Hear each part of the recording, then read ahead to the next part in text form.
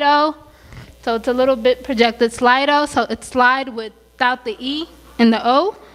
And then you're going to put it in that code. That code is going to allow you to become a participant. So that's where we're going to be submitting all of our questions, okay? Yes. So instead of passing the mic around and having people come up here and stand up, you can ask your questions on that app, and you can direct it to a specific speaker. So if it's Mercy the therapist, that's me, Dr. Faraja, Dr. Safine, and Stella, and Daniel, the gentleman. Any questions?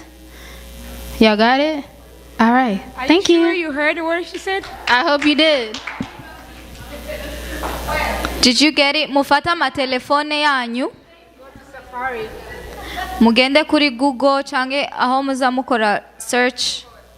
And then Please pull up the code again. Who is on the... Oh, James. oh yeah, that's good. You can also scan, or if you're able to. If you need to come forward to scan, it's okay. Even those online, you can post your questions by going on Slido and then enter the code hashtag 2304627. Hashtag 2304627. That's the code for the questions. Maybe people they can ask where are we gonna put the code. The QR code when it pop up, it look like this one. So where to put the code? Oh, when you scan the QR code, you don't need to. Ooh, that's good. You don't. That's good then. You don't need to. Yeah. Oh, that's good. You don't need to what? Yeah. You can just write your name and ask the question. You don't need to write your name. Anonymous, okay. Don't write your name, yeah. You can write the name you ask the question. Okay. In a type of your question.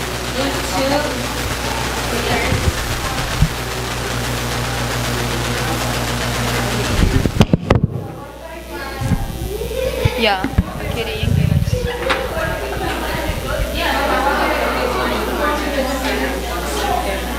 ariko bose se bari ready.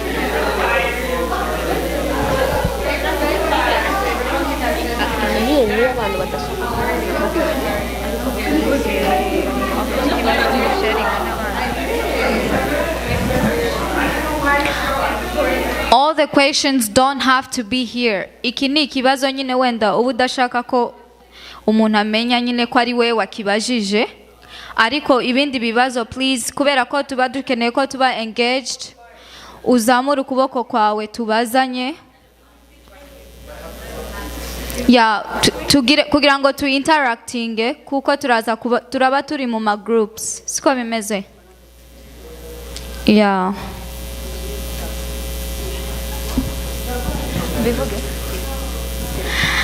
Okay. Hi again. All right. So this is a little announcement. As y'all know, how many of you like this? As in, like, ikigikogwa. How many like it? You like it? Ngabikunze. And we're open to feedback and anything you have to offer. And we're open for you to join us, Niko Novuga, because we need to make an impact. Whoever you are, you need to make an impact wherever you are. So we do this on our own. And you know, everything, whether you're in Africa or whether you're in America, everything you do affects your finances. Siko bimeze. You wouldn't get here without your money. And so we do need support in any way that you can support us. We have a book. We have books right there behind by Dr. Faraja. And they are $20 each. If you take a book, then you support what we do. when you experiences of refugee women with different physical abilities in Kenya, you know she has a book about it, but this is the research part of it, just the research. So you don't have to be passionate about research or anything, but you need to know these things because we need more researchers in our country or, you know, our continent, Africa. We need more. And one way to support them is and supporting what they do.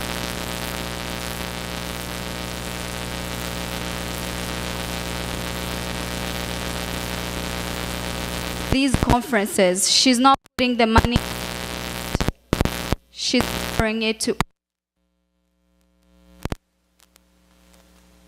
You know, you all go to McDonald's nowadays and it's more smaller. So please support us. And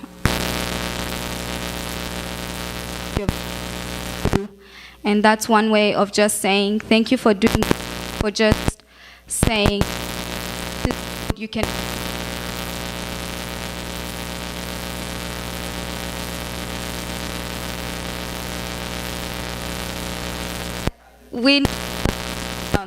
This is good.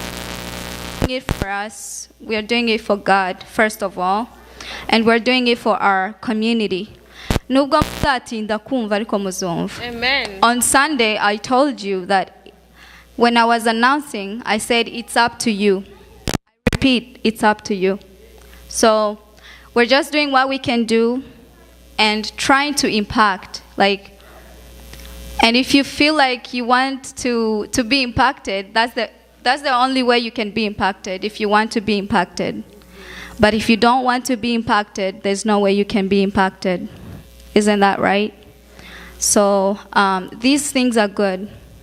They're really good. I don't know how I can tell you, but a lot of people have benefited from this. Since Abibuka, like when Dr. Faraja first came here, yeah, everybody, all of these people were here.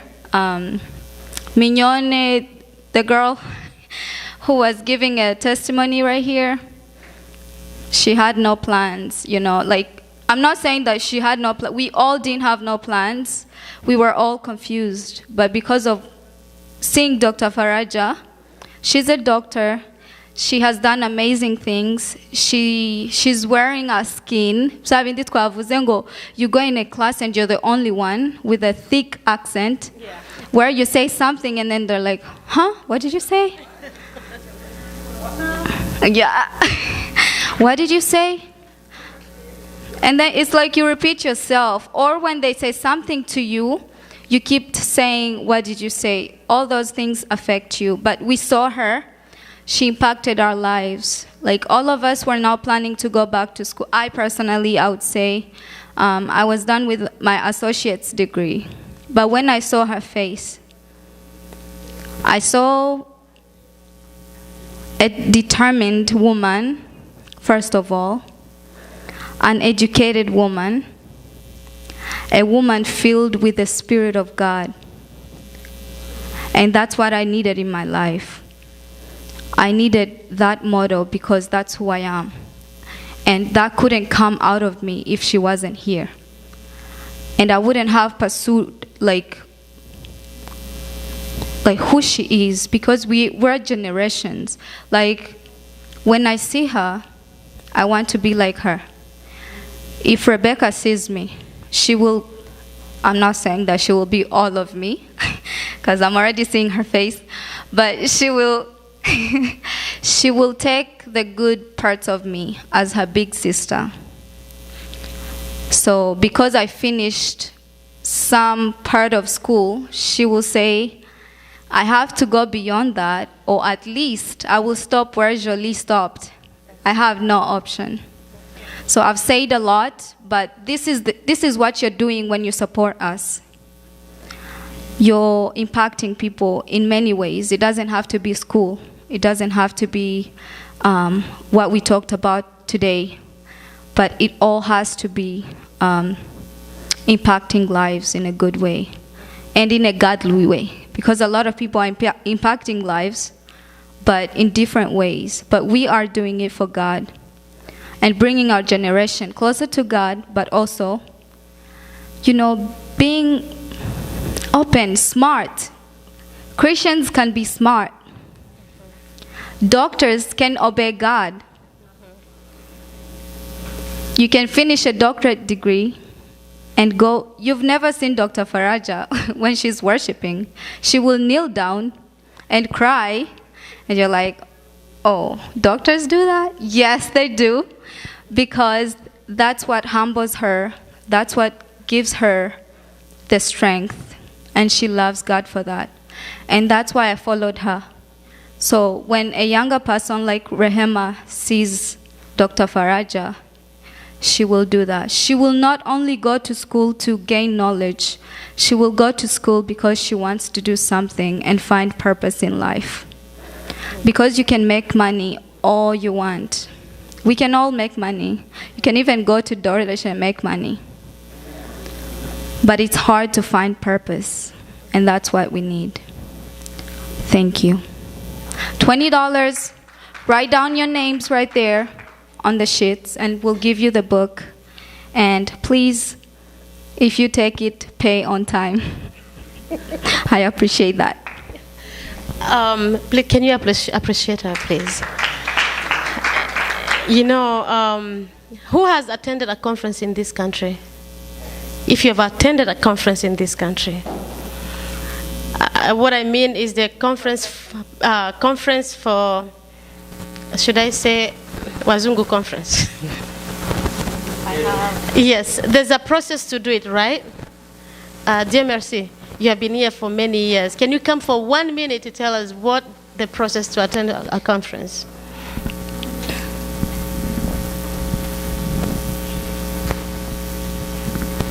So typically there is what we call a registration fee. So you pay to attend the conference ahead of time to make sure you're securing your spot, right? This conference, I don't think any of us in here, who paid to come here today?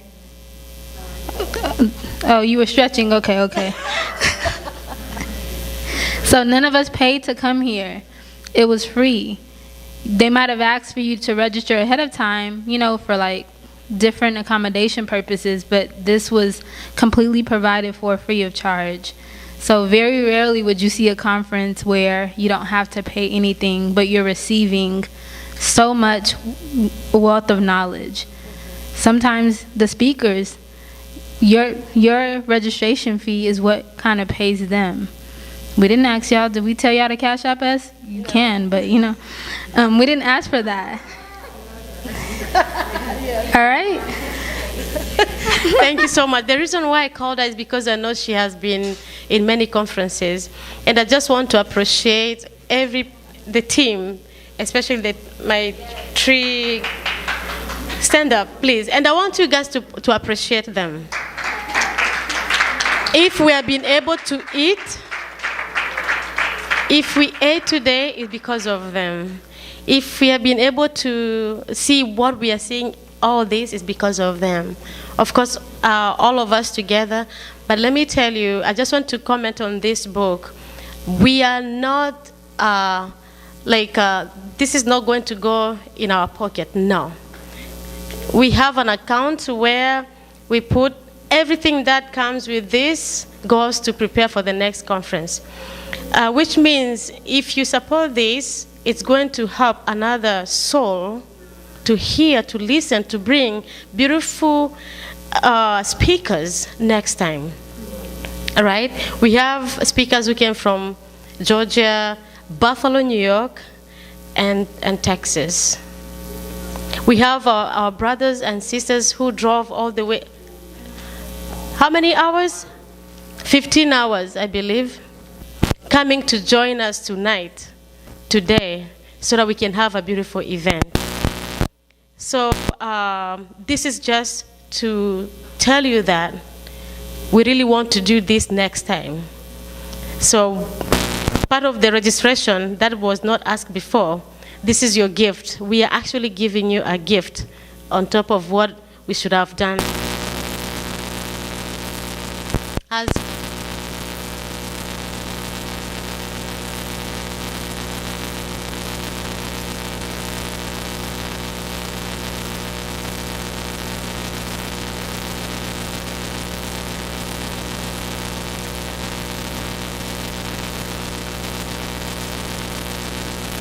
It is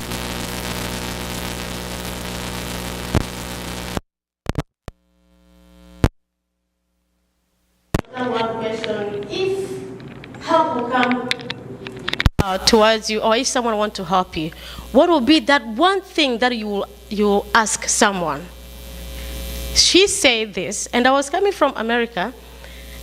She said this, I would like to ask for an education access.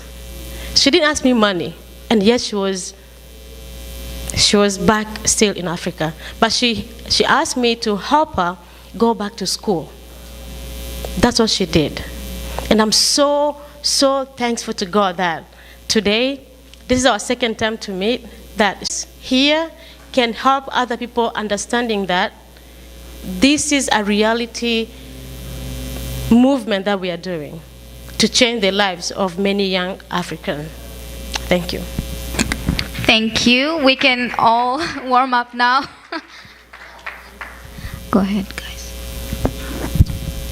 All right, so the speakers are going to be up here.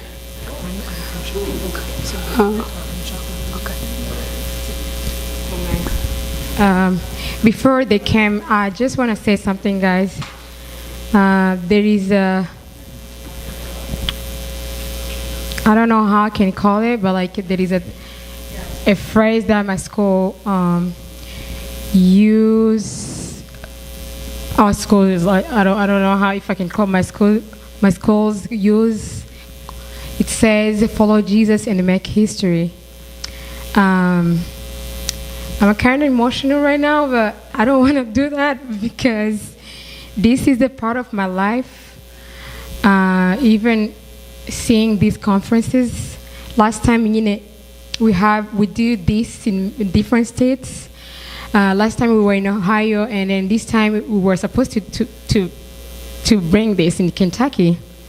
And then when our mother was suggesting us and say, "Oh, where are we gonna put this? What are we gonna make? Where are we gonna take this?" And I was like, Jolie, she's really quiet, and I'm the one who was very talkative. And I was like, Jolie, let's just put it in Tennessee because it all started in Tennessee. I know you did in North Carolina, but it all started in Tennessee because when she came, and that's why I just want to say something. We were in confusing phase, very confusing. My best friend was just finished up her associate degree, and I just got here in America, not knowing English. Oh, very depressed. I don't even know how I can describe myself. And then we had a conference. Some of you guys, you attended the conference. I don't know. People, they take for granted because they don't know. Maybe they just attend and you are fancy. You came when you were young and you went to school. You didn't have a lot of trouble. We learn English from the Google Translate, guys. We're not playing here. And I'm not saying the language only. So being like confusing that way, not having a mentor, like many of us, we don't have mentors, we don't have guidance at all. And then we got here. This Dr. Sweetheart, she just showed up from nowhere. Honestly, we didn't know her. I didn't know her even in Africa. So if you are playing with this, if you are taking this for granted, that's your business. I will say that because I love you guys. But honestly, take this so serious because this is very serious. She's the mother of 4 beautiful girls. She's a mother. She's a woman who is very busy. I'm pretty sure that Auntie Mercy, she's very busy. She doesn't even have time to come to visit her family in Tennessee. Am I lying? I mean, from my perspective, I've been here 5 years. I haven't seen you here. So that person flew from Texas for you, and then you really living like 30 minutes away, and then you are playing with it. Guys, I'm just telling you as a big sister, take this seriously. learn. And I know when you are still like a kind of a young person, you maybe you tell yourself, you lie to yourself. I would say you lie to yourself that it will remain the same. Guys, welcome. You will be 25, you will be 26, everything is gonna be on your own, and then not having anybody to guide you to. It's really sad. So doing this, we did this for you guys. I'm ready to drive everywhere with Julie and Mimi, but we brought this to Nashville because of you guys. So please take this so seriously. And I appreciate these women. Abantu bavuye in New York, and then they just came for you guys. They don't even have time to visit their families. So if you are, I don't know how I can say, Ariko, I really appreciate you guys. The mother, she doesn't even know us. She's not even in Nyamrenga, we say. Allow me to say, Miss Taylor. But they tell her, let's go, and then you come. Thank you for serving the Lord. I will take that way. Thank you so much. Let's hear from them. If you have a question, they are protecting us to not put our names on it, so you are not being exposed. Ask the weird question that you feel like you cannot ask anybody. Just ask, so you can have some perspective. But we really appreciate you guys. Kandi, merci beaucoup. For sure.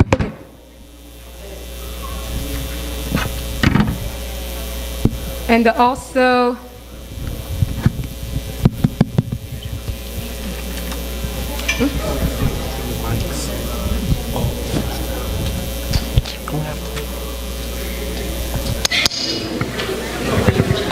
I'm playing.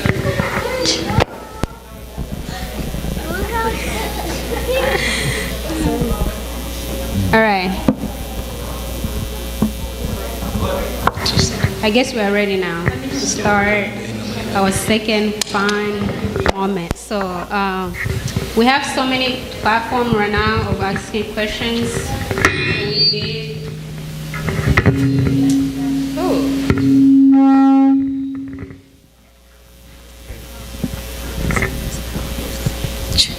Why are you giving it to me?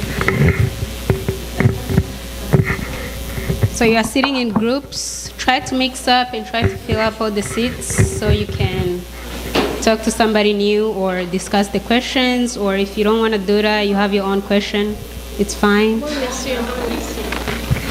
Toi. Yeah, that's what I was saying. Who can help us? So that crew, move up. Try to be everywhere. Mimi?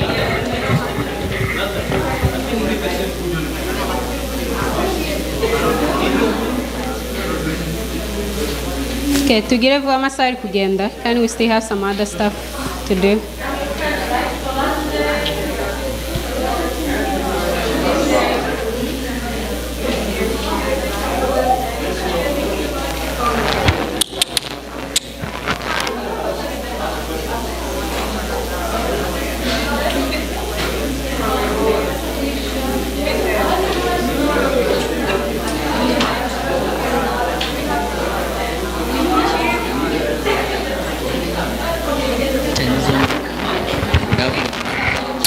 Yes.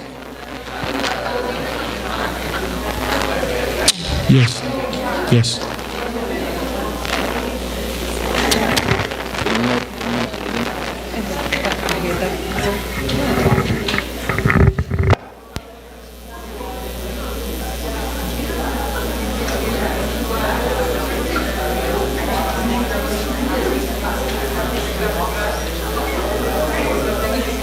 All right, thank you guys. So as I was saying, you can do your questions through the app that they gave us, or you can ask in person and try to do that, as many as we can take. For the screen, I see the speakers, you are not reading it, you can't see it. So we'll be reading the questions, and then the speaker that they ask, you answer it. And after we do that, we'll take some online questions. So live stream, keep asking questions. After we do that, one person will come up here and read the questions from online, and they will answer them as well. So don't go back home with a question. Don't hold yourself up. I think right here we are now free. We know each other. If we don't, by the end of today, we will. So enjoy this, and welcome back.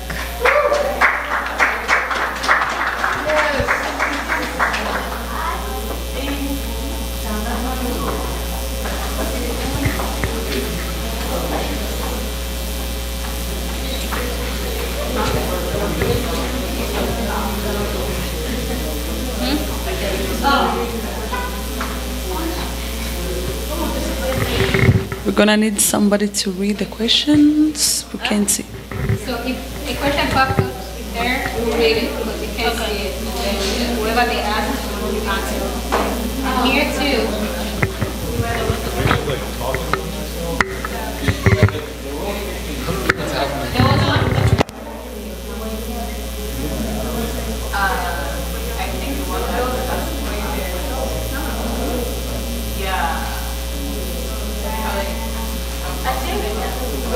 Start asking questions.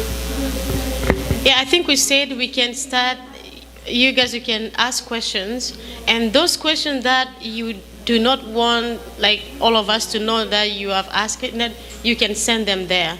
But any other question, please bring them here to us. What? From the paper right there.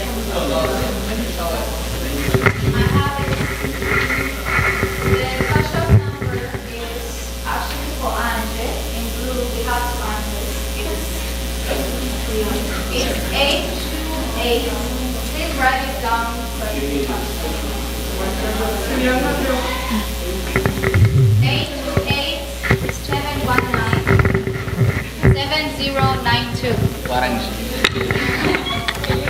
828-719-7092.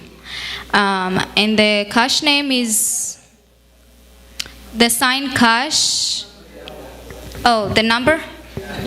Okay.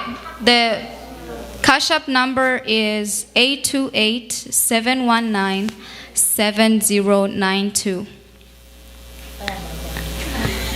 Once you put that in, you should see the sign cash, Angel, and I believe it's only Angel N. When I do it, it's just Angel N. Right? 828-719-7092. Why won't you buy the number? Okay, good. Yeah, so you're gonna see Angel N, and you should see her picture. If you don't see her picture, that means the money is gonna go to a wrong place. And we don't want that because we can't bring it back.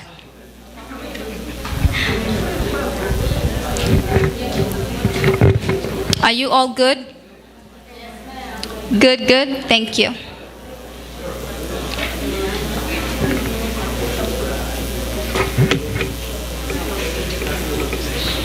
Thank you.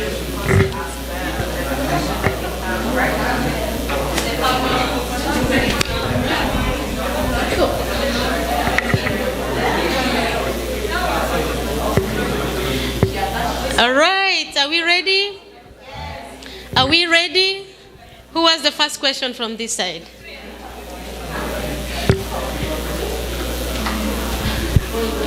Jerry, you have a question to ask the speakers? You have a question? You're about to type. Oh, well, no, that's you. Yeah, there's a question this side.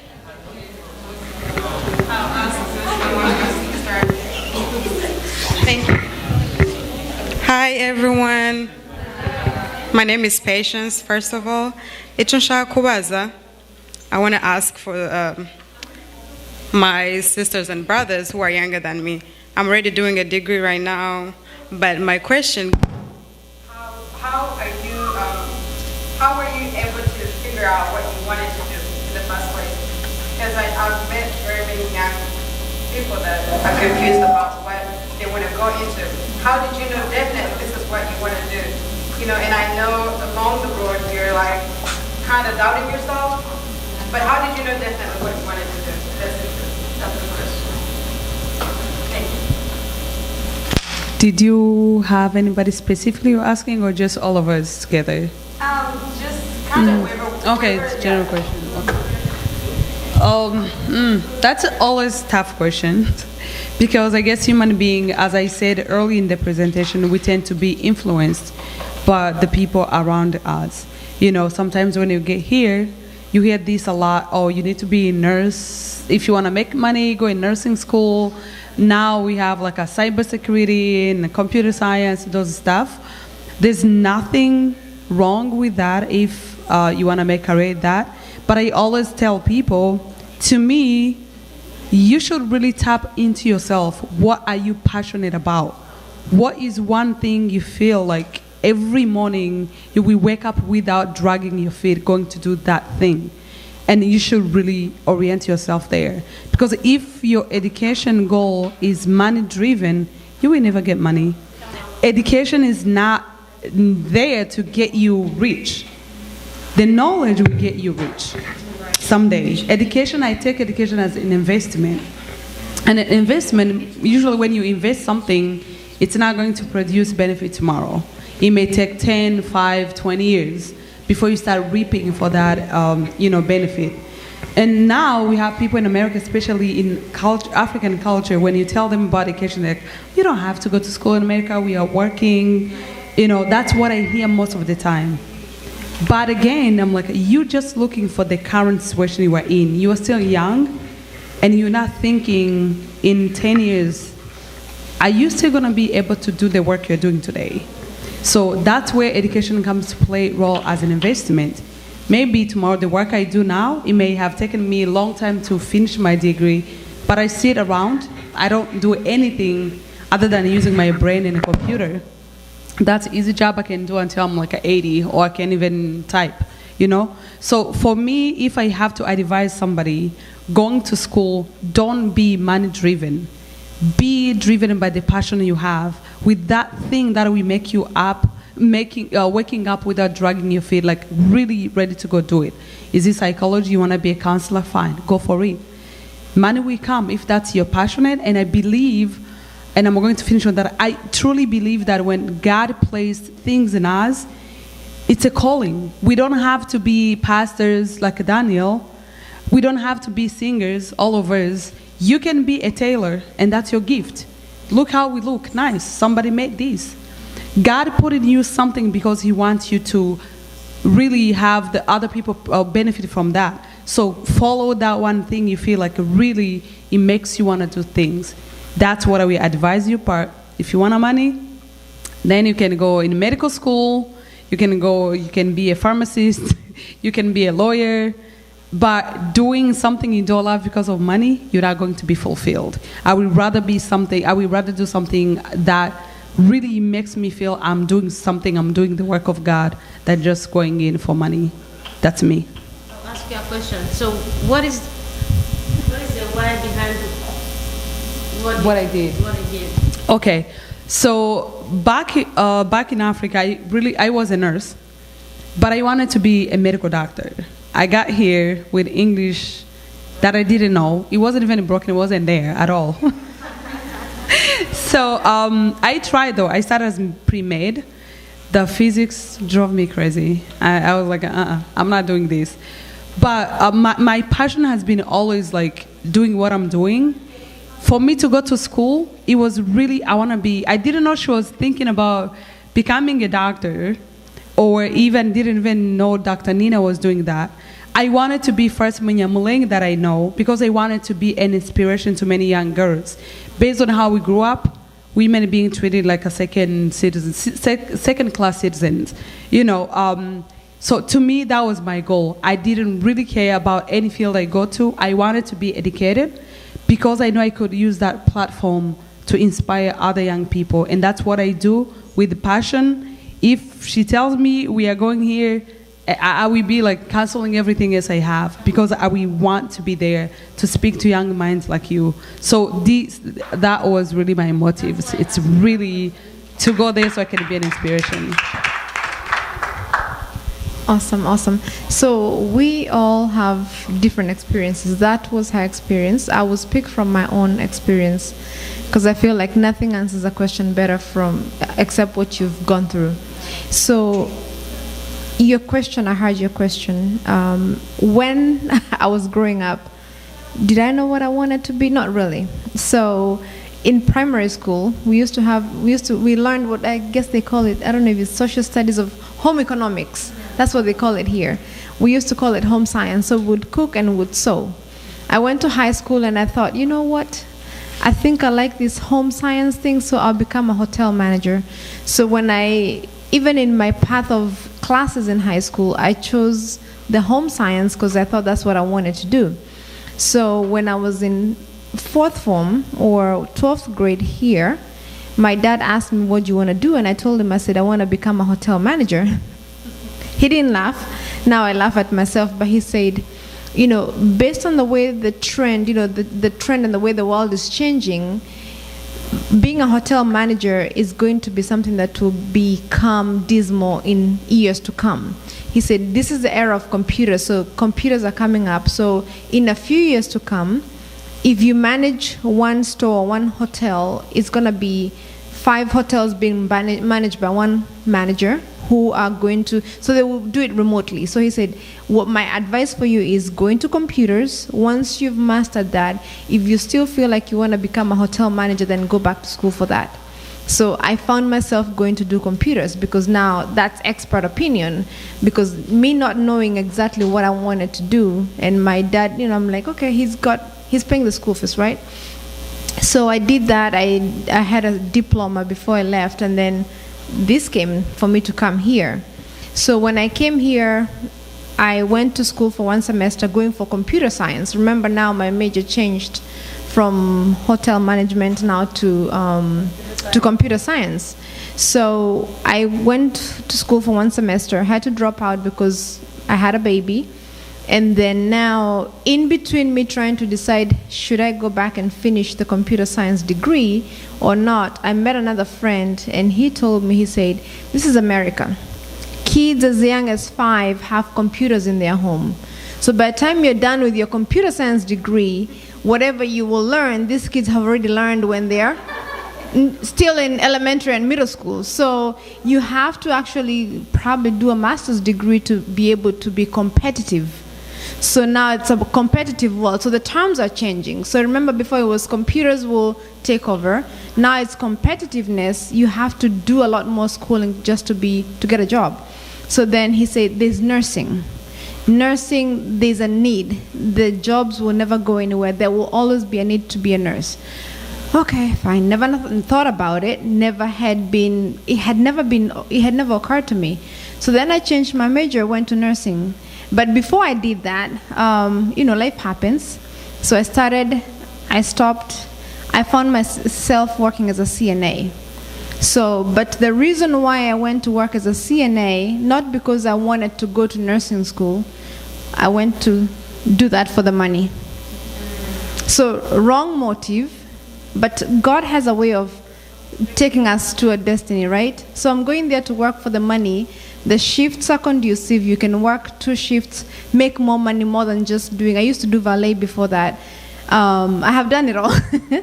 I've waited tables, I've worked in valet. So I went to CNA for the money, and it is working as a CNA that I found my passion. I used to work at a nursing home, the elderly women, and so my experience was I'm there taking care of this elderly grandmother.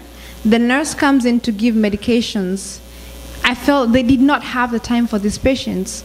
All they want to do, here, take your meds, and they get frustrated when the patient cannot take meds in 2 seconds. So they're pushing the meds, shoving, and I'm like, this is not right. So that, to me, motivated me. When patients call, the nurse is standing there, they call me, can you answer that call? I'm like, you're standing right there. But then I have to pass my meds, and I was like, surely, there has to be more than just passing these meds. There has to be a human connection between me and the patients. So I went to school. So, but then trying to decide, I was talking to her, and so I had to start thinking what's the best path for me to go to school. So mind you, I started school, I stopped for several years.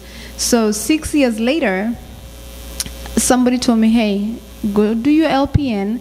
While you're making money as an LPN, you can work, then you can probably go back and become an RN. So I didn't even know how that was going to sit, but I was like, okay, fine, nursing it is. So I started applying.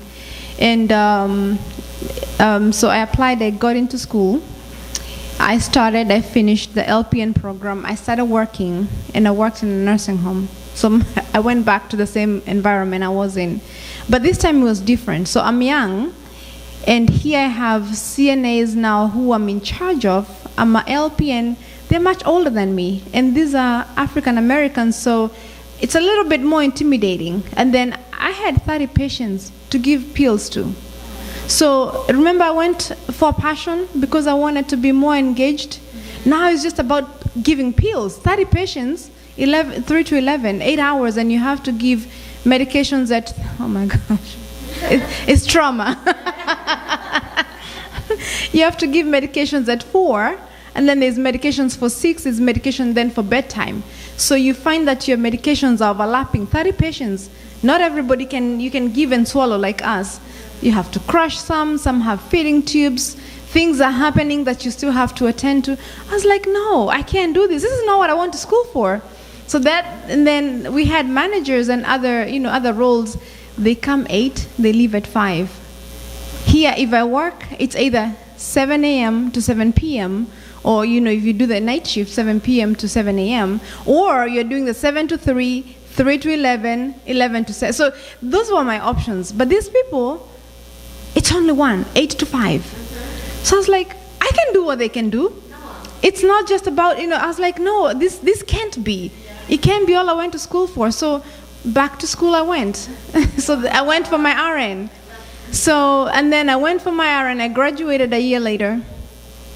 I couldn't get a job. I went to school in Alabama. I lived in Georgia. That's a story for another day.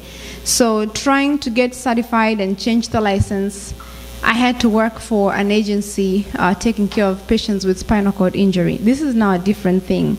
And so I get there, I get my RN, I finish. They gave me a raise for the when doing what you want, pays for you.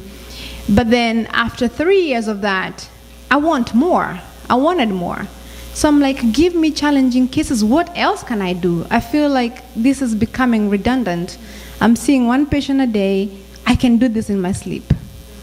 Then they're like, oh, we don't have anything else. It's either we give you a different client, but we don't have anything else. So I tried a different client. I'm like, no, this is not for me. It's not going to work. So I started applying to now hospitals. Now, back then, when papers were an issue, it became challenging. Needless to say, I applied to this hospital so many times, but God made a way. I got a job, and so after getting the job, I'm working. 3 years later, I'm like, okay, I need something more challenging.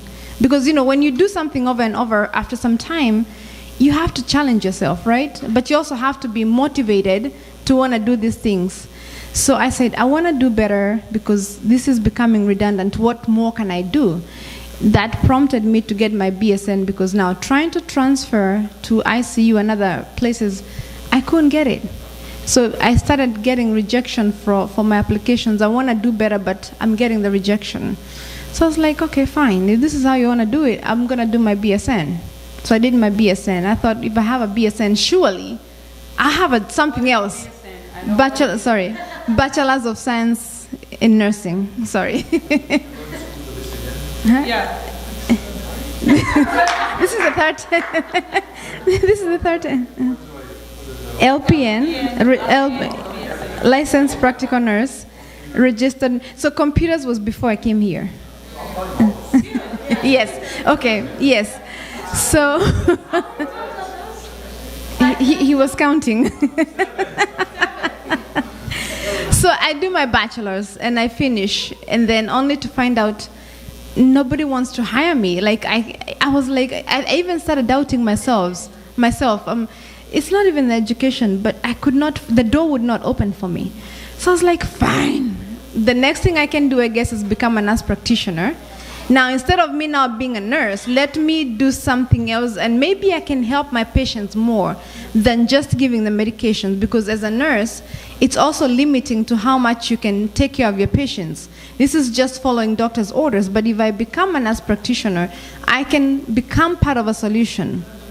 So those who heard my bio, when I was applying for my master's program, I was going through, social media, browsing through, and somebody was talking about their experience with a family member who had cancer back home, and how terrible care was because the doctors did not have time for their patients. I'm like, surely, I see that at the bedside with the doctors come, 2 minutes they're out, the patients are left there asking the questions. So long story short, I went back to school. I did a dual certification.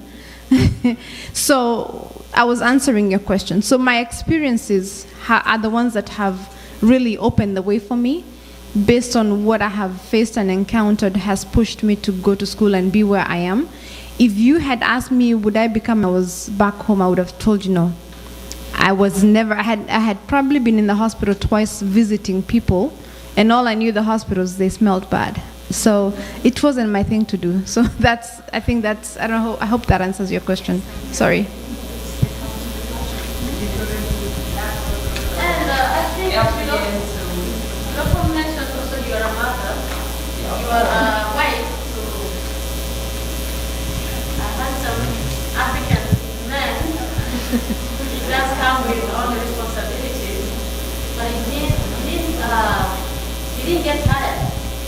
Get more education, to have that hunger of wanting more. Yeah. It's called self-actualization, when I think it's wanting to be more than you just are. That pushes you, the passion she's talking about is just wanting to feel accomplished. I felt everywhere I went I wasn't accomplished. I wasn't really getting the satisfaction of being in that place. So that pushed me. So even as you sit there and you're wondering, what do I do in school? You can try. Hey, let me try 1, 2, 3. Like she said, interest, passion, gift. Try it, talent. Does it work for you? Now, if you need money, you may have to opt to do one thing that will make money for you while you're working on your gift, so that eventually your gift can really is the one that's going to make way for you. Did you respond to your question? Okay, so we have some good questions up there. So we're going to read them, then the speakers that they ask, you answer it, and then we'll move on. But if you have a question, too, raise your hand, and then you have time to ask. So the first question says, this is for Daniel.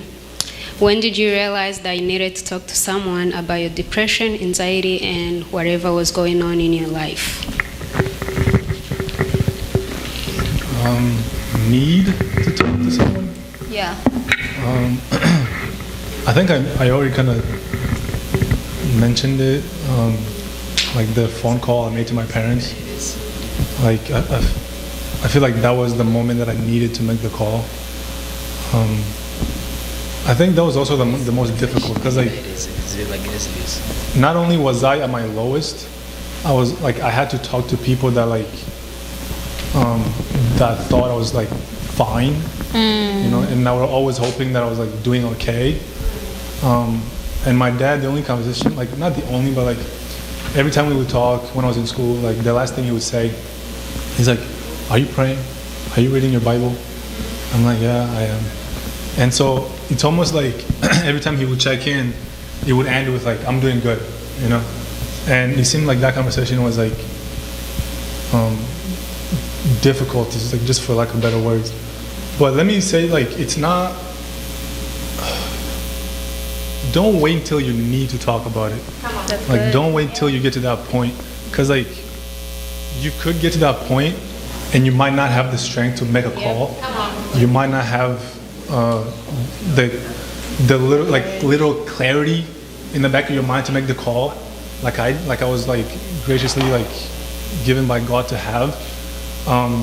So don't wait till it's like too late. I know it's such a cliche and you've heard it before, but just start conversation, like especially like with you guys, like teenagers, or I guess because this conversation is like opening up to you guys more than it was to me and like other people.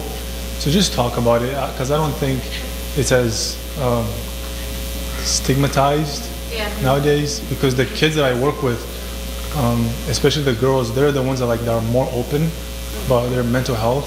Yeah. And so like just find someone you can talk to or talk about it in a group. But definitely do not wait until you need to talk about it. Yeah.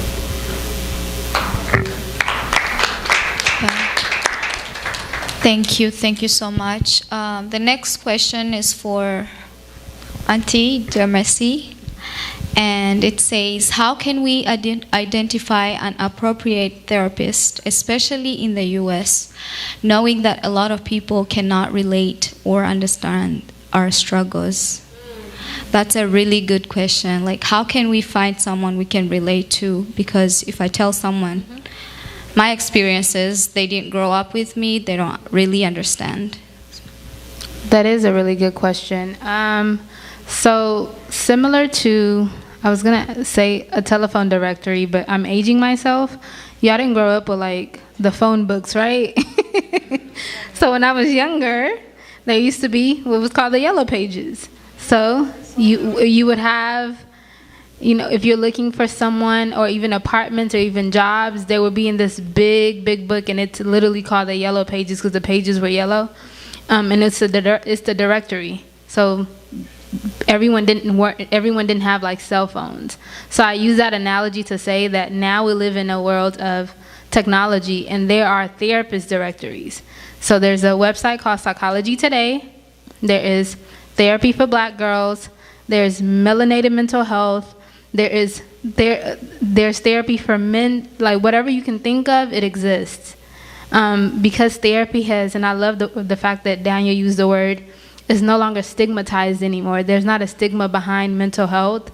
And I think the pandemic, it was a negative impact, but the positive impact of it is that more people realized that they needed help for their mental health. So the first step I would tell this person is to go on a directory. And you can specify it to a therapist that accepts certain age groups, that only sees children. Like I work in a clinical setting, so I can't get to choose who I see. I see everyone. So I see children as young as 22 months for autism evaluations and someone as old as 40. So I see everyone. But for my private practice, I only see adults because I deal with kids all day. So that's my specific 18 to this age. So you can find a therapist that sees your specific age group, that's the same gender as you. If a woman, you only want to talk to a woman, that's African or African American, you can specify it to that. That's Christian. If you're Muslim, you can, like, all those things. It's like shopping. And I tell people, like, most therapists have free consultations. That's your time to see if y'all's energy matches. That's your time to just interview the therapist. Like, people ask me questions, and I encourage that. Like, ask me questions so that way you know that I already have your best interest at heart, but you know that we mesh. Because that's a relationship, and it's probably one of the most vulnerable relationships that you're going to have. You're telling this person everything. Besides, if you're married, your husband knows everything, but you need to make sure that you and that person match. So sign up for free consultations, interview your therapist, ask them questions, ask them if they treat whatever specific thing that you're struggling with. If they treat that, then you'll know that there's a perfect match for you. I hope I answered that question. Can I add something? Yes. Speakers can also ask questions, right? Yeah. Thank you. Something I had, like, when I used to think about, like, finding a therapist, was this, like, idea of, like, how is a stranger that I'm paying going to care for me? And the more I've learned about and, like, met people who are like therapists, who are counselors, this is not a field you go into for the money. At all. Like, you don't go in this, like, oh, I want to take people's money, just listen to them. Like, listening to someone that you don't know for, like, an hour, like, listening to, like, 20, 15 people, like, a day, this is not something you just go into when you do not care. Like the majority of them, if not all of them, truly care. And you can see from Mercy, like that's people actually like in this field care. You know, it's like teachers. They don't go in the field for the money. They go in it because they love that. So don't tell yourself like, oh, like this person doesn't care. They do. You know, especially if you find someone like who shares like similar backgrounds and faith like that. So yeah. And to add to that, therapy, and it's called the helping profession. That's what it's coined. That's like a nickname for it. So it's like you go into this field helping people, and most therapists experience their own traumas, which is why they become therapists. Like they've healed and they understand like how life can be so, you know, hurtful, and they've seen the worst that humanity can have to offer, and they want people to kind of heal from that as well. So it's not a field that you go in it, like he said, for the money. Money is good. It is good, but you go in it with the heart of helping people. You have a question? Yeah, so most of us here, we are from like Congo, East Africa, right? And I know for sure some of our speakers have shared with us why they did what they did, right? And I'm so curious because my sister, our therapist here, I believe she's the only one therapist Munyamulenge that we have, right? Am I correct? So my curiosity comes from, I really want to know the why behind what you are doing. So when I went to school, that's on? Yeah. Okay. When I went to school, I initially went to college to be a nurse. And yeah, and no one told me this. No one said, oh, go be a nurse. But I think I was influenced. Again, I grew up in a Nigerian community, and most Nigerians they're in the medical field, most of them. So most of my friends, they were going for nursing, and I kind of, internalized that. Like, I'm going to go to school for this. But I always had 3 career paths. I was either going to be a nurse, I was either going to be a teacher, I was going to be a counselor. And again, the other 2, no one told me about counseling or being a teacher. But nursing, I knew that, okay, I'm going to go for this. Went to nursing. I was a nursing major for 2.5 years. After your 2 years, your basics, you have to apply to nursing school, right? I applied to nursing school twice. Didn't get in. And I remember after the second rejection, I called my dad. I literally vividly remember the conversation. I'm like, y'all can come pick me up. I'm done. Like, I'm not doing this. You can come get me. I'm packing up my stuff. Like, just come. And my dad told me something. He said someone at church, he ran into someone at church, and they told him in Kinyamurenge, like, basically, your daughter she hasn't given up yet and came back home because there was a stigma around, like, girls going to school and then struggling and then coming back. And so he told me that as, like, an encouragement. Like, whatever it is that you do, figure it out. But you're not coming back. Like, you're not coming back home without a degree, basically. So I'm like, okay. I found, like, a major that could take all of the classes that I already taken so they wouldn't, go to waste. But that still allowed me to have the opportunity to pick what I actually wanted to do. And so I landed in health science. And health science is like, it's a degree that kind of has a little bit of everything. You can, because the encouragement is to go find something else, go into public health, epidemiology, education. And so I landed in health science, and then I was like, oh, I can stay back and do extra certification to get my teaching certification. And I was like, well, that means I would have to graduate late. I don't want to graduate late. I was already graduating in December of the year that I was supposed to graduate. So I was like, I'm just going to graduate in December, and I'll figure out if teaching is for me, I'll figure it out. So I graduated, and I started subbing. Like when your teacher's not there, you have a substitute teacher, right? I had a degree, and I was a substitute teacher with a degree. So I'm like, if I really am going to be a teacher, I need to start from ground zero. So I started subbing, and then from there, I became like an aide, the ESL aide. So I would test, and it's funny because that same test that I was given as a kid. I would test people for their English proficiency to see where in elementary school, to see where their English level was, and then that would help place them in the right classes. And from there, I'm like, I could teach. So I would observe teachers. I'm like, this is easy. And during that time, I applied for a program, paid a lot of money because I could have just stayed at school and done it. And I took my EC through 6, so that's preschool through 6th grade certification exam, and that's a test for all of the subjects. And the principal, I was at an elementary school, and the principal was like, you don't belong in elementary. She was like, you need to be in middle school. I'm not going to hire you. And she straight up told me, I'm not going to hire you. If you apply for a job here, I won't hire you. I passed my test, and so she was like, apply to this school. And so my brother, he's also an educator. I'm a twin. I don't know if I mentioned this. I have a twin brother, and he's also a teacher. And so he connected me with one of our teachers from middle school. So like when we were 12 and 13 on social media. So I connected her, and I was like, hey, I'm looking for a job, Miss Hopkins. And so she was like, oh, I'm leaving this school, and they have a position open. So by then I had already taken another test to teach middle school because my principal told me she wouldn't hire me. So I'm like, okay, if you're not going to hire me, I don't know any other elementary schools to go to, and I don't want to go through the stress. So I took her position at the middle school that she was at, and then she went back to the middle school that we were students at. And my brother works at that middle school, so she basically got me the job. So I showed up to an interview. I didn't know who was interviewing me. She was like, just show up here at this time, and basically the job is pretty much yours. And I interviewed, and then like within the next, like not even a couple of days, they called me back and offered me the job. And so while I was teaching, I realized that kids need help. I was a teacher, I was a therapist, I was these kids' moms. You become everything. Like teachers wear so many hats. Kids would tell me things that I don't even think they were telling their parents at all. And it was just much more than teaching them where, you know, a comma belongs in a sentence. It was much more than teaching them grammar. Like, I realized, I'm like, these kids need help.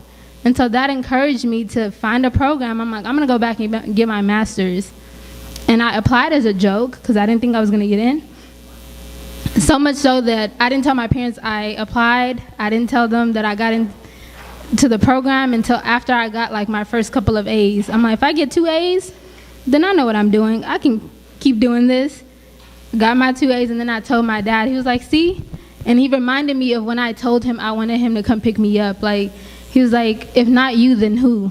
Type of mentality. So that I am a natural, like, I think server. I want to help, but I also want to empower people to also help themselves. So I went into it trying to empower students, but those students ended up teaching me more about myself than I would have otherwise not learned had I not taught. So I think that answers my why.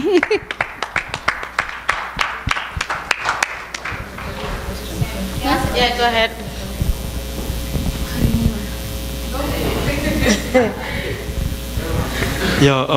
I have 2 questions that I want to ask.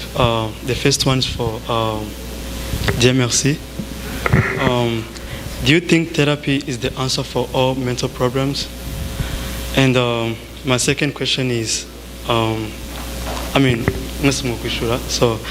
do you think, what? Okay.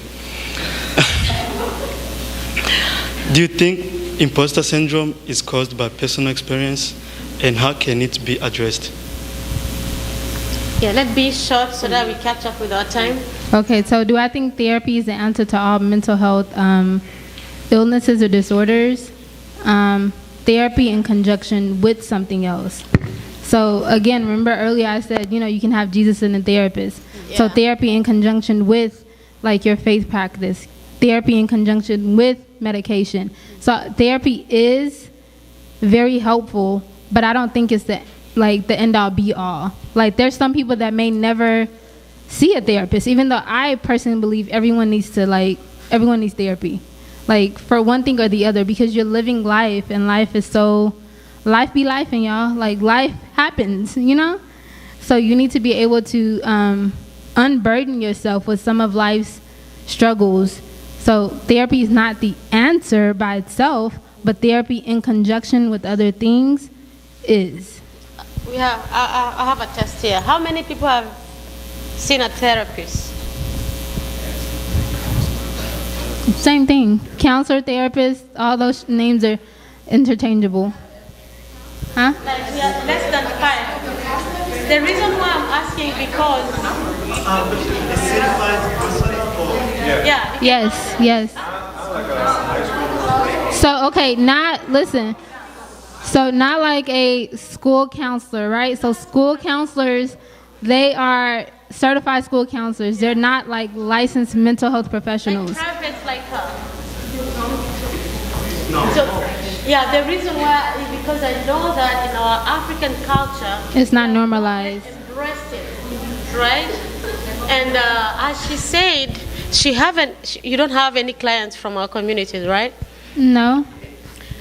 I think for Not me, yet. I will encourage you to open up for our people. I think, right? Do you agree with me? I don't think I'm exclusive. Like, I don't think, I think it requires people to see the need. Yeah. The need for it. So if you don't think you need help, if you don't think you have an injury, you're not going to seek help. Like, you may have a cut, but the cut may be actually deeper than what's on the surface level. And you're just treating the surface topical But at the same wound, time, but you in our don't know. culture, we have the wound, but we don't accept that we have the wound. Yeah. So how can we change that? I think anyone Stuff like this. Good. I think it's 3 what we are doing right now. Just, speak up and then have people in our community who have been going through that, coming up and saying, I struggle with that. And I also think that we are seeing a lot of young kids get affected by mental health, drugs, and, not killing themselves, die from, not knowing where to get, and then they end up dying from suicide. So I think that we be prone to open for discussion like this, but I believe that everything dies or starts with education. We have to start having conversation, open up, but also people like a Daniel, who is a pastor, those are the stuff that you have to pastors let us in. Just have a normal conversation. As you said, you can have Jesus with a therapist. Why do we go to the doctors for other health issues? Why, when you have any other, symptoms, you go to the doctors? Do you leave Jesus behind? You have him, but you still have to go to the doctor. So it's the same thing. And when we define health, it's always including, it's the holistic, as you said. It's including mental and your physical. So we tend to just exclude the mental, and we forgot even Jesus said, when the disciples, the Pharisees were like, your disciples are eating without washing their hands. He told them, what comes out is bad. It's worse than what goes in. And he said, in your hearts, that's where you conceive all these bad ideas, killings, adulteries, everything. It's inside. It's not what goes in. He wasn't trying to say, the feces is not bad. He was trying to say the things in our mind are more toxic than eating without washing your hand. Because when you eat with anything you eat, it's gonna have an exit somewhere there. But what comes from the mind? So going back to another question, you say that the imposter syndrome. So there's a website called Open Path Collective. So Open Path Collective. So this website is specific for people that can't really afford to pay $140, $150 for an hour. So therapists, pretty much, they offer sliding scale. So you can have a session for $40. You can have a session for $50. And you can even, talk to, if you find someone that's a match for you, you can talk to them and they can try to help you. So it's a matter of you have to want it enough to seek out the help. So it's not that therapy is very limited in the sense that there's not a lot of people that look like us that are, in the mental health profession, but they're coming up. So when you know that help exists, you have to be able to help yourself. And to answer your second question on can you ask it again? Imposter syndrome, does it come from personal experience? Yeah. Imposter syndrome is caused by personal experience. 100%. It's 100% caused by personal experiences, because what imposter syndrome is it's a feeling of inadequacy. You feel like you are not good enough and you do not belong in a space. So I am going to share was it 2021 that you had the conference? So 2021, I was asked to speak at this conference. Sorry, girls. I'm here now. I was asked to speak at the conference, and I was like, you want me to speak? I wasn't fully licensed then, but I also felt a sense of imposter syndrome in a way, because I grew up around our people, but it was almost like next door. But I'm not really, around them, even though I grew up in a Myanmar household. And I think I felt my imposter syndrome came from the fact that I wasn't as connected to the culture as I would have wanted to. And I felt like I would be coming in as like, this is an outsider in a way, and I don't know how it will be received. So that was, from my personal experience from childhood, being told, you don't speak the language, you don't, like all of the things that I heard. So I internalized that, and I'm like, how am I going to sit here and share this thing that our community doesn't even really accept yet? What am I going to share? Not saying I didn't know what to share. I was knowledgeable, but what am I going to bring to these people? Like, how can I talk to a group of people that aren't ready to receive? So that was based on my personal experience, not because someone told me I wasn't a good therapist. That never existed. But how can I come to a community that had, and those things didn't even connect. I was made to feel less than, but not about my career path, right? So imposter syndrome, you feel inadequate and you feel like you don't belong, but that always stems from something that happened in your childhood, in the past. But something quick I can add is just also from your low self-esteem, because most of the time we all mention that you go to school, you look around, the only black in 120 students, immediately you're like, oh my gosh, I don't belong here. So, and especially when you have an accent and stuff like that, you start feeling like, uh-oh, I'm in the wrong crowd. So you start creating things that they're not even obvious, they're not there, but you're creating them for yourself, and you're just making yourself feel like everyone is seeing you the same you're seeing yourself. So early when Mercy was presenting, he said you have to learn how to show up, how to show yourself, stand up. So it's really, I think, most of the stuff we create ourselves, and we think that everybody's seeing you the same way you think of yourself. Remember the Bible? The way we think, that's who we are. The doctor tells us you are what you eat, and the Bible says you are what you think. Come on. Yeah. Okay, thank you. Next question is, I have two questions. One is for Daniel, and then another one's for Dr. Faraja. My first question to Daniel is, I read this Bible verse. It kind of relates on mental health. It says in Lamentation 3:27, it says, "It is good for a man to wear his yoke from the time he is young. He should sit alone and be quiet when the Lord puts his yoke on him," right? So how do you deal with that, Because it just feels like, that verse just gives you a lot of pressure, I know. So I know, it's like, and then my second question is, how can you make yourself love something that challenges you? How can I make? How can you make yourself love something that challenges you? Love. Thank you. Okay, I don't know the entire context of the passage that you read, but do you know what a yoke is? So, from my understanding, like when the passage is saying that, you can relate it to the one that says, "Do not be unequally yoked with someone else." And so when he's using that same imagery, I feel like he's talking about like the things that God has put on you. Does that make sense? Like this is something that only connects you to God. Like whatever yoke He has placed on you, which means whatever calling, burden, promises, because the man who had the promise of like the nation was Abraham, the father of nations. But then you look at his lineage, when his people changed from being called Hebrews or like foreigners to Israelites, was with his son, or his son Jacob, when he wrestled with God.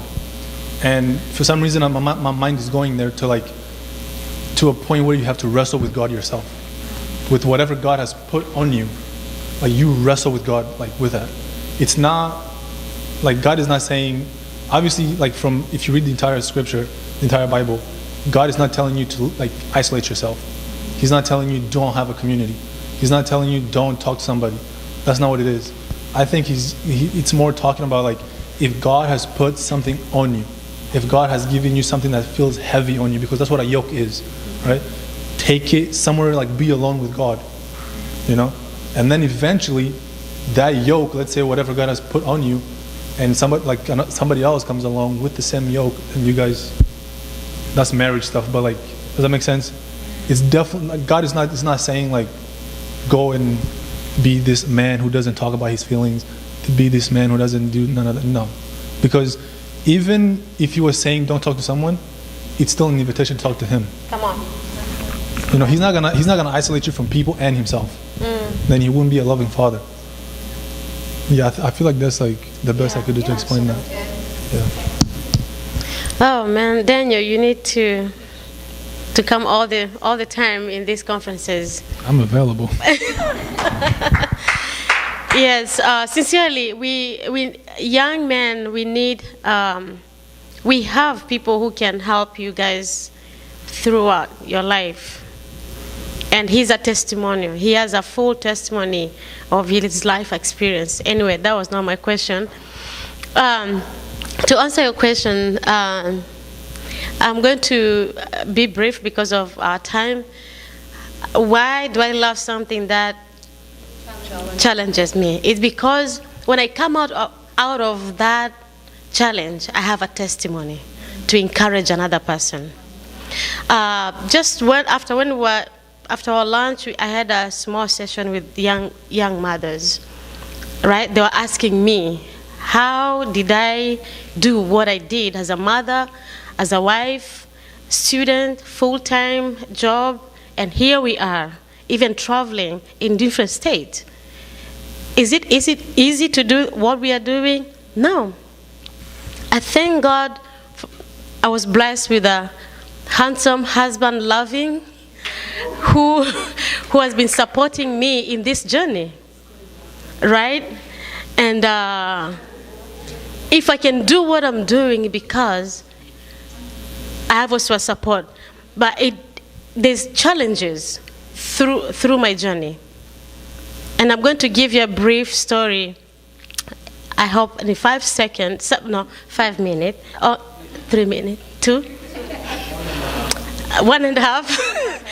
So, education is very challenging, and I love what our sister Stella shared with us, her journey with her education, and how many times she went back to school. She went back to school, and I went back to school, right? She wanted more. Although it was challenging, but she wanted more to get where she is today. And as I said, many of you, I think, have shared my story of how I got to the education I have. I came in this country as a young girl, like you, like all of you. I could have done anything, any fun time, moment, right? I didn't have anyone on my back say, oh, don't do this, don't do that. No, I had all the choices, but I chose to do education. It wasn't easy. My English, even now, is still not that good English, right? But I kept going on. It wasn't late for me to become the woman I wanted to be today. I didn't care about my accent. But what motivated me is that I was seeing the future. And what is the future today? It's what we are doing. Have we impacted you in one or the other? Yes? And this is why I love to do things that challenging me, because we have a testimony and we have changes that are happening, saving some souls through our challenges. And I'm not going to stop because I know that our job is not done yet. Right? Our job is not done yet. I'm going to encourage you, everywhere where we go, invite your friend, share with them, be there for them, share with them what we have also given to you. Pass it on. I love what our bishop say. Pass on everything that you have, because that will be a circle of social change in our community. If you keep it for yourself, you are selfish, and we are not doing anything changing our community. So that's why I love to do things that challenge me, because I know there's a testimony for tomorrow and for another person. Thank you. Okay, so because of the sake of time, we'll try to do fast. So we're going to ask like just 2 more questions, but the speakers are here. But this side, they are too quiet.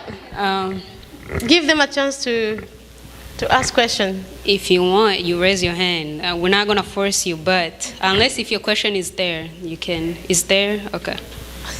Which one? Yeah. I know she didn't ask, so just say, there you go, you're going to know who asked.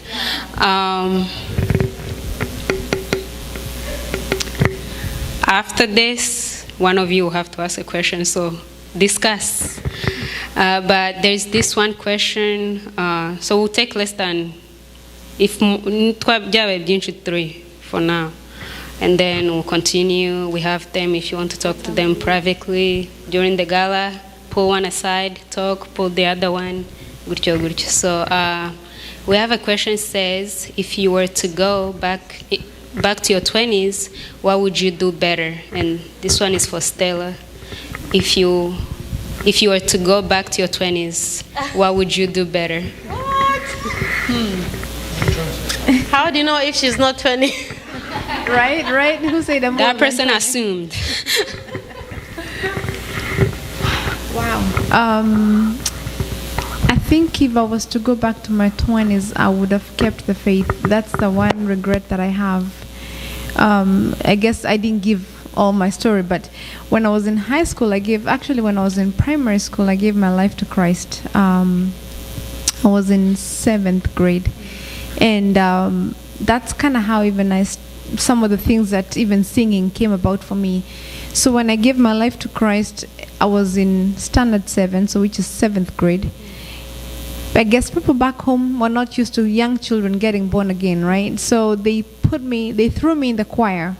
And the people in the choir really didn't know what to do with the primary school kids, so the best they would do was take me with them when they went for fellowships. So, and all they did was do their stuff, nobody to mentor me and tell me, hey, this is how it goes and this is what you're supposed to do.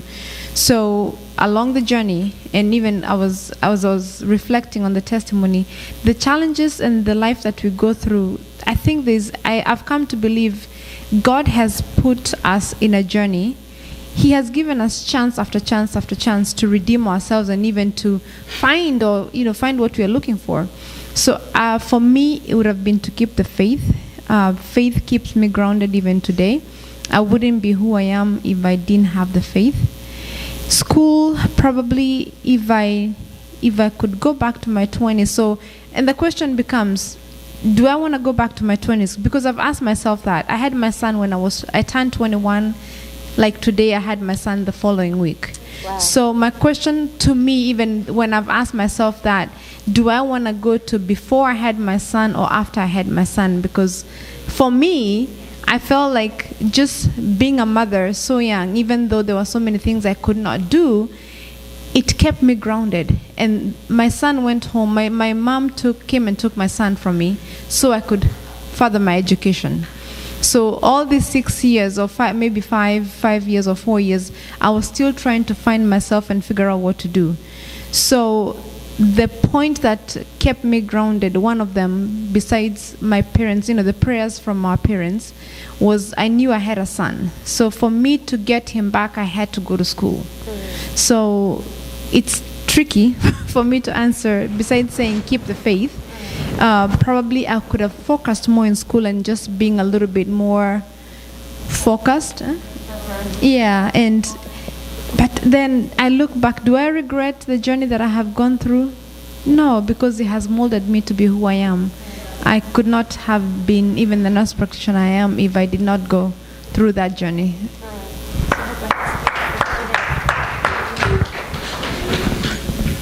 Solange has a question.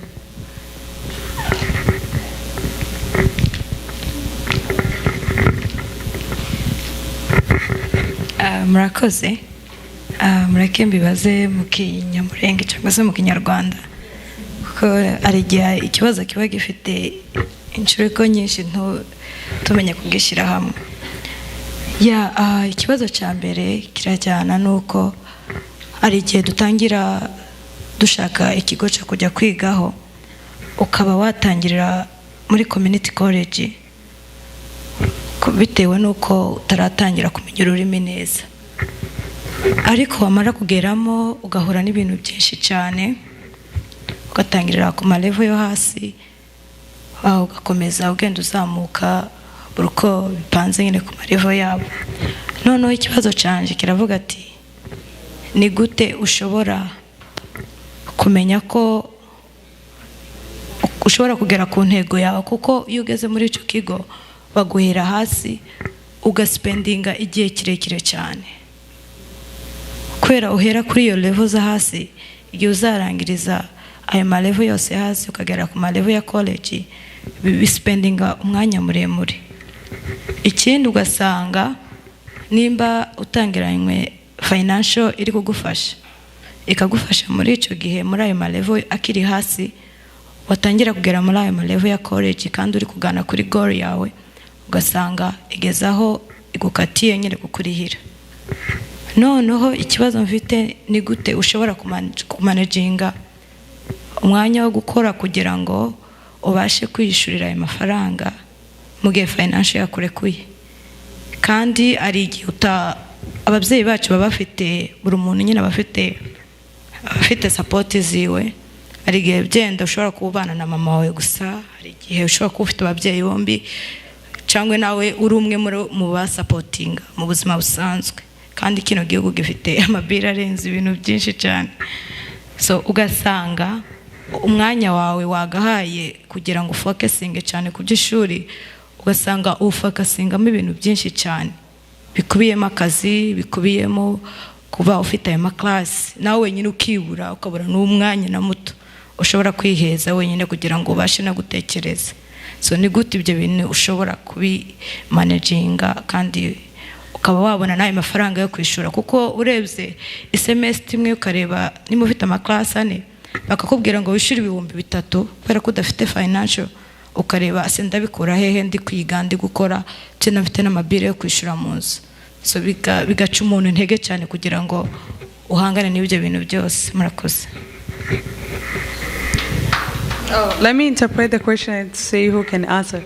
She's basically saying that sometimes, how do you reach your goal? Because let's say you go to school, most of the time when you start in community college and you're starting in low levels classes, by the time you get to the higher levels or upper levels, your financial aid is gone, even though you had the money in the beginning, and it wastes your time.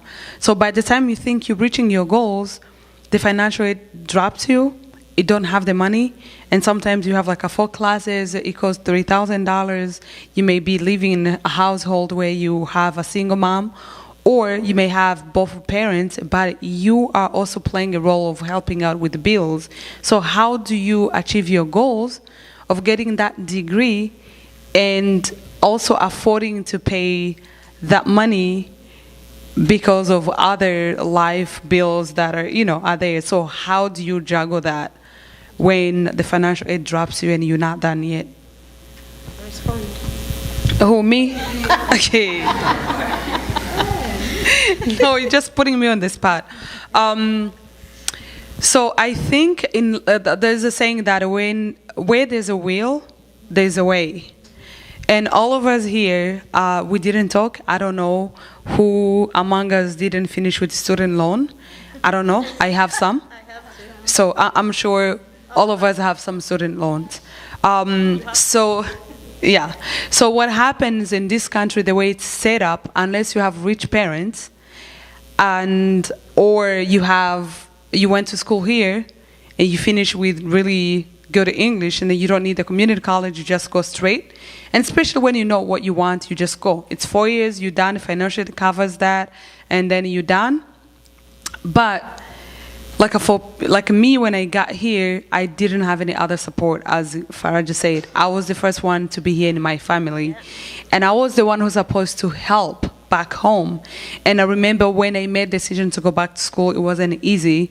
So really, you have to sacrifice the pleasure of the moment for the greater benefits for tomorrow. You know, I really, if that what you want to do, and you have exhausted your means and you can't afford that, there's nothing wrong to take some federal loans. Just don't go for private. Private loans, they just get on your neck before even you're done. But there are always like some federal loans that we just let you finish without bothering you. You're done, you find a job, then you find a plan to pay them back. But if also you can, during summertime, during break time, work a couple jobs to save for the next semester, you can do it. I have seen people who do that. You work 2 jobs. If you're helping your parents with one, and during the break for 4 months or almost, you got a second one, the money you're making that is just goes to school. It really comes down to how you are organized as a person. Can you handle 2 jobs? You are young? Do it. Also, yeah. Urachumva icyongereza mama? Okay, yeah.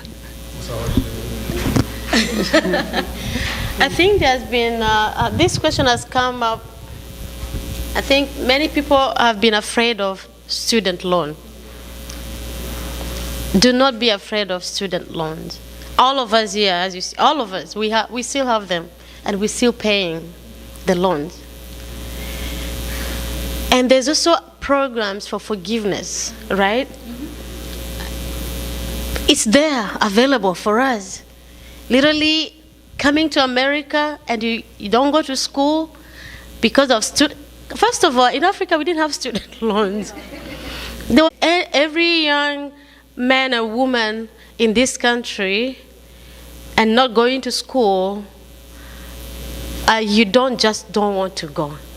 Not because of money, but because of, in our country, one of our friends said that,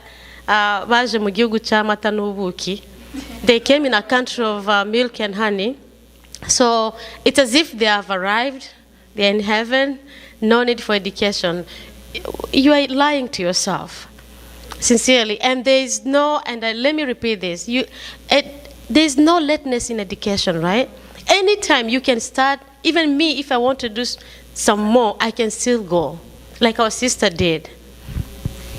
To add something quick, how many of you have loans for car? How many of you are driving cars you just took loans? And then mortgage is there because you are young. Because I don't understand somebody who cannot, you don't want to take loan to go to school, but you can buy a car for $20,000, right? 30,000. Or 30 or 40. And you know the moment you put that car on the road, it devalues, right? Even if you take it right after you buy it, they're not going to take it back to the same price you bought the car, right? So you are willing to do 2 jobs to pay a loan of a car, just that can get in accident, that's it. But a degree that is going to go with you as long as you live and breathe, you are not willing to do that, that's a lame excuse. So if you can take a loan for a car, I can take it for education. Thank you. Thank you, guys. You started well, because the next question, which is the last one, ties into that. So someone asked, can someone please, the question disappeared for some reason, but I memorized it. The question said, can someone please tell us about investing? So, investing. I will say that was the whole question. I will say maybe, yeah, so all of you are going to have a few minutes. Let me consult with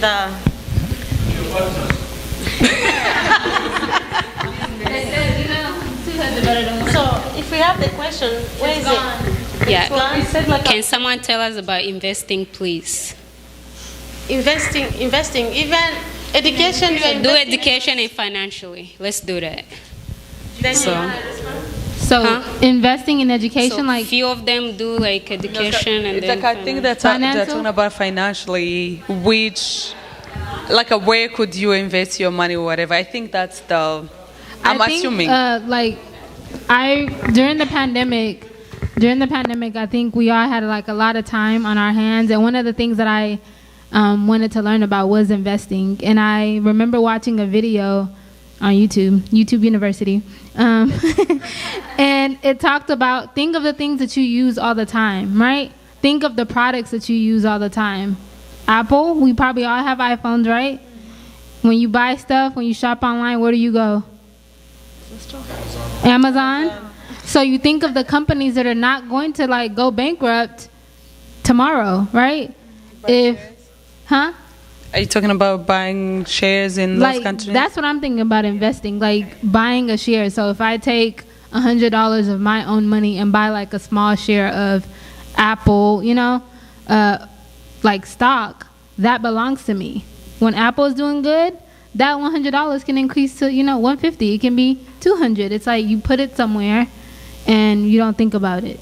So that's how I'm not a good investor, but that was like the elementary level answer that I learned on how to invest. I don't know if this question was financial or educational. Yeah.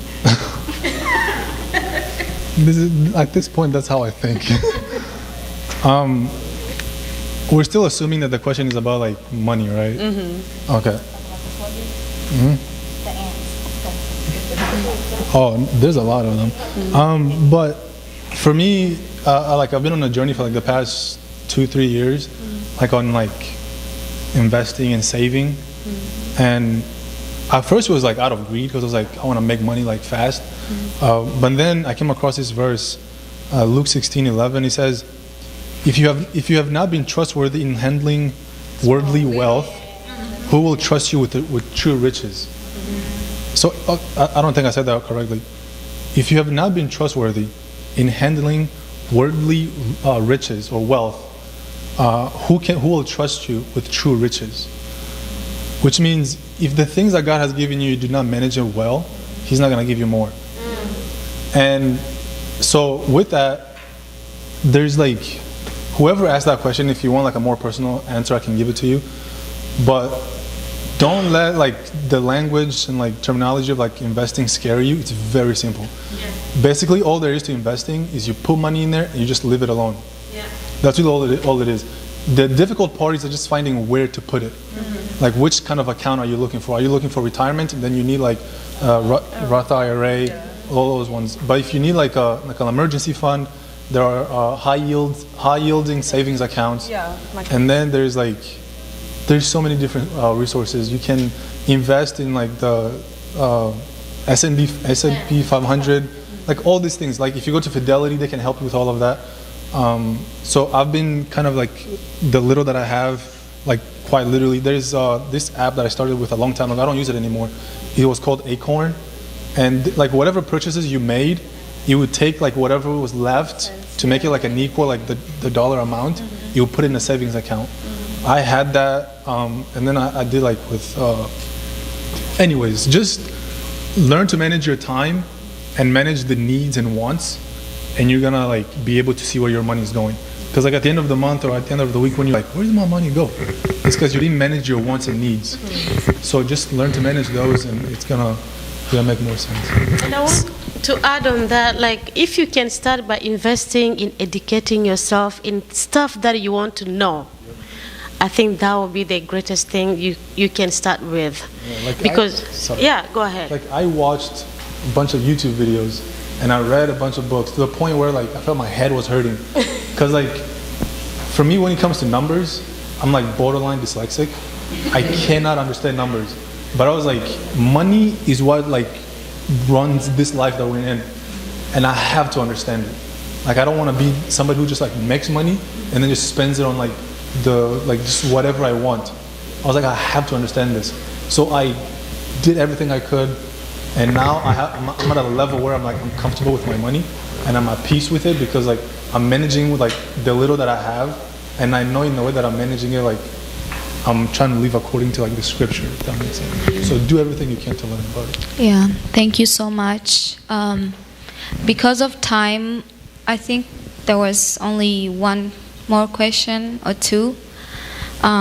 Because we're going to take a break, if you have a question, please feel free to follow them and ask them because of time.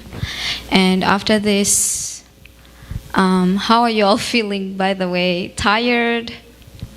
You feel good? Because we have gala, which is the fun part of it.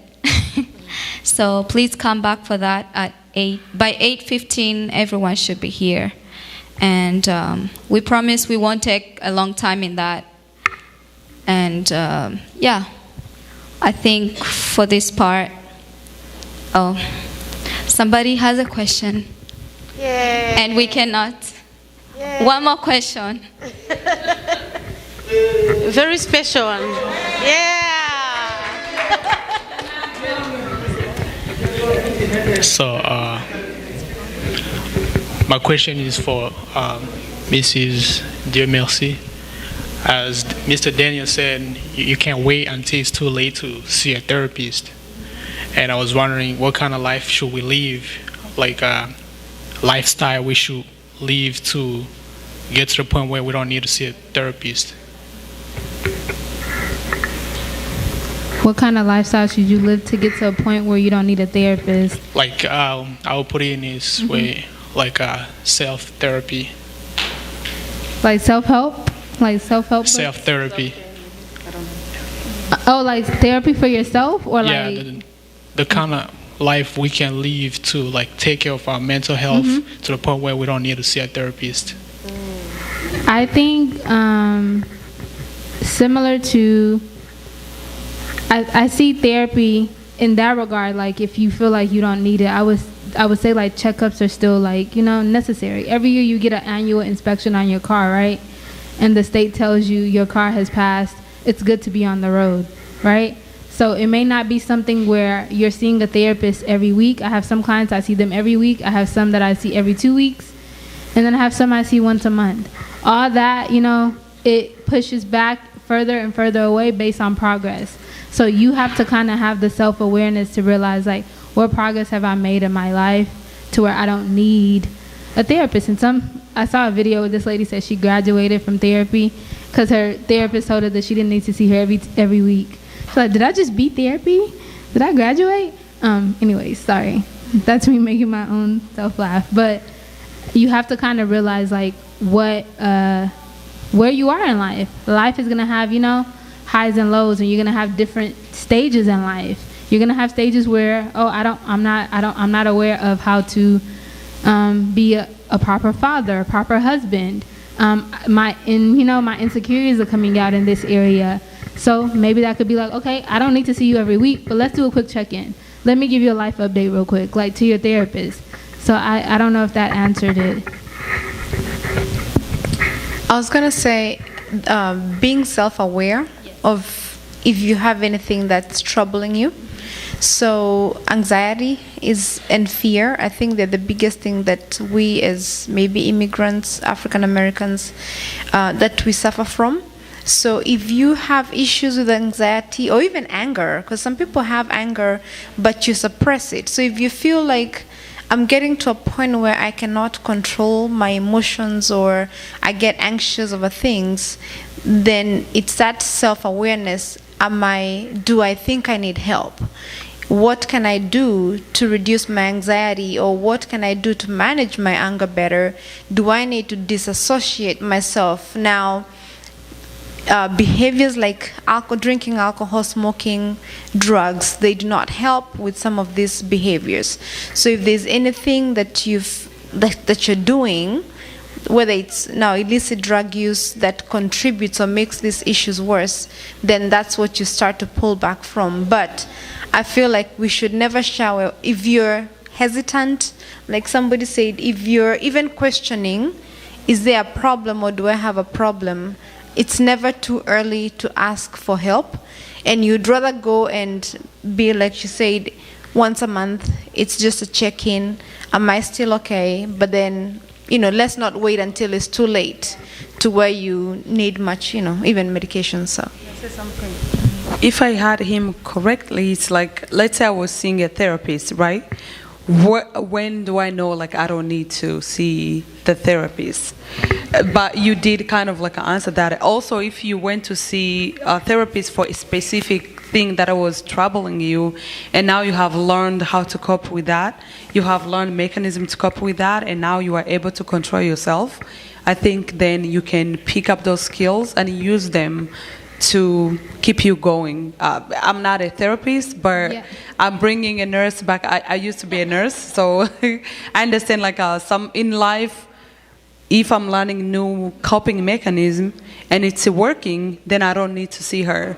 The moment I needed her, she taught me what to do, and now it's working. You don't have to keep going. Thank you for clarifying the question, Dr. Seraphine. So, I'm going to give you another answer. So when you start therapy, you and your therapist work together to create a treatment plan. So that is a treatment plan for you, and you set goals with that treatment plan. And those goals are supposed to be obtained, within a certain amount of sessions. We're going to, I think it was like what kind of lifestyle so I'm trying to like wrap it up. So it's like, so reiterate your question. Like the way you can learn how to fix your own car instead of taking it to the garage. You don't want to go to therapy, so it's like, what can you do? Yeah, like, I mean, like. So yeah. And at some point, if you can do your own car, but did you? Yeah, I mean, like, I have a car, right? Mm-hmm. I can learn how to change my tire, change my oil. You know what I'm saying? So what kind of lifestyle should I live to the point where I don't need to? So I think in terms of, we've talked about everything we can do as humans, right? So we cannot prevent life from happening. So it comes to a point of invoking, hello? We have to remember that we have a creator that created us and has put us here. He who sees even the things that we do not see.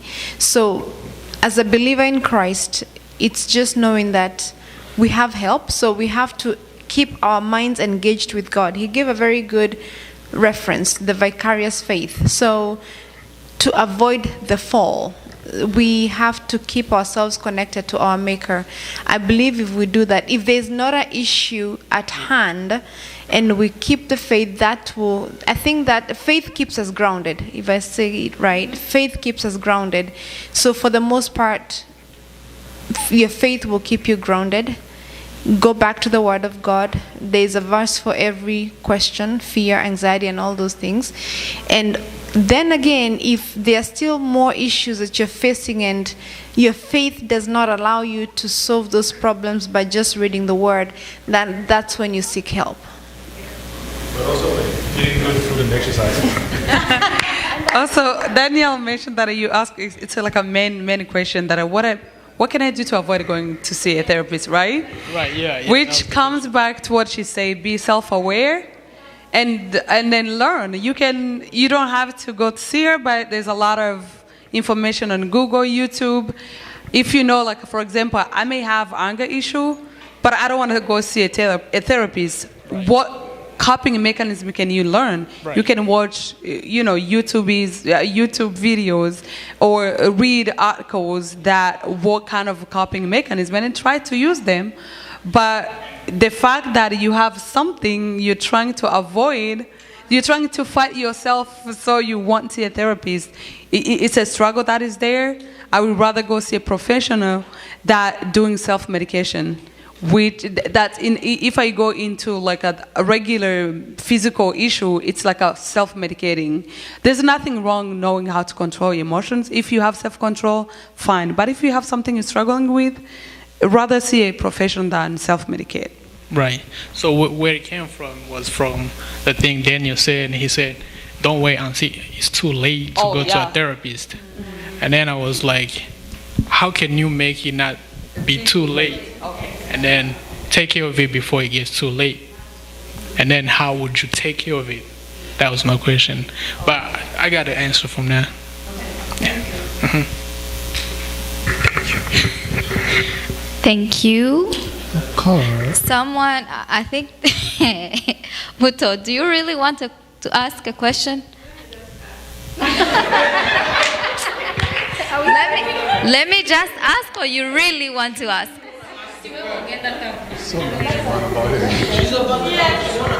Please, if you, for our speakers, I will give you 1 minute to answer.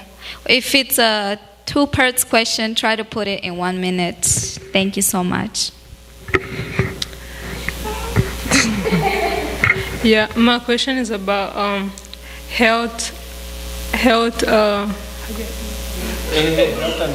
mental health. I'm sorry. How do I deal with someone telling me what to do? Like you be specific. as a And you don't want to do that? narcissist person, maybe? Yeah. Stop saying whatever she's saying. How should I deal with someone telling me what to do?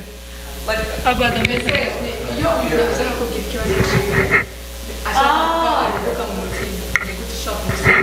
Let's get Okay, let's get the question right.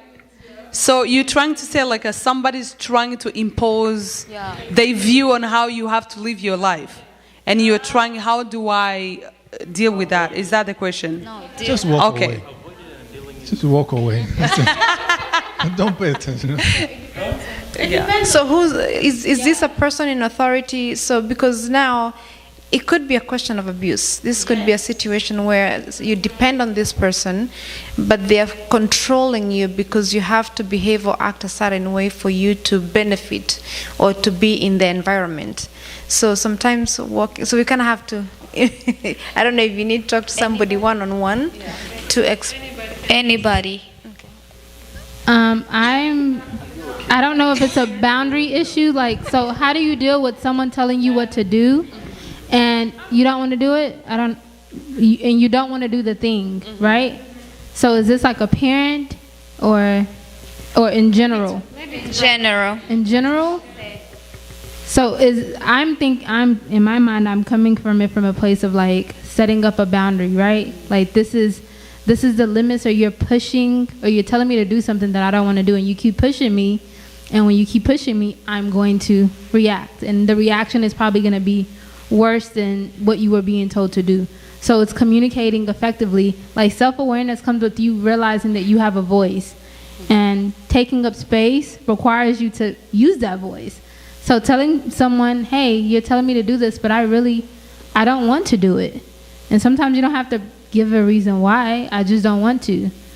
That's your way of like vocalizing and speaking up for yourself. And like Stella said, if it's a person of authority, they can use that authority to kind of intimidate you and sway you into doing what you don't want to do just for the sake of knowing that you need them for something, right? So again, if it's like a parent, you live at home with them, you have to do what they say because you live at home. Like there's going to be repercussions for your actions, but being able to communicate respectfully, right? To not be disrespectful in stating that you don't want to do this thing. And if they ask why, you can go into detail if you felt led to explain.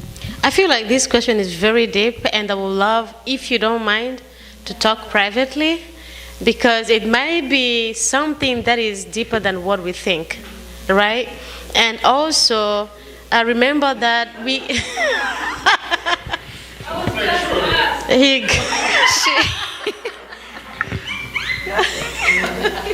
No, she has no problem. She was just asking. No, let's not ignore that. She asked the question, either her friend or someone, and also, let me say this.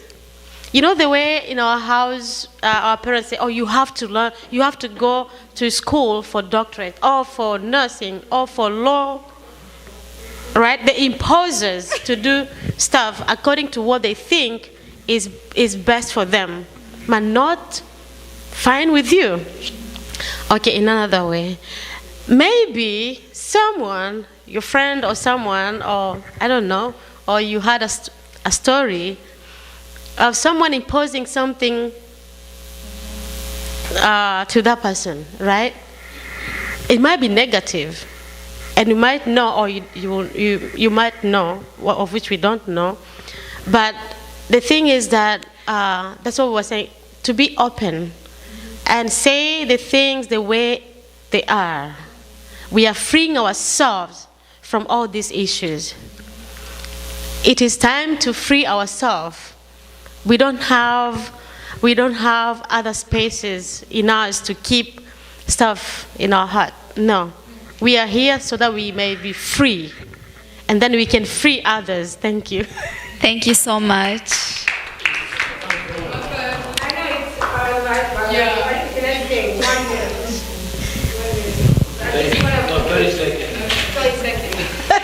Tony, I just want you to hear. 30 seconds.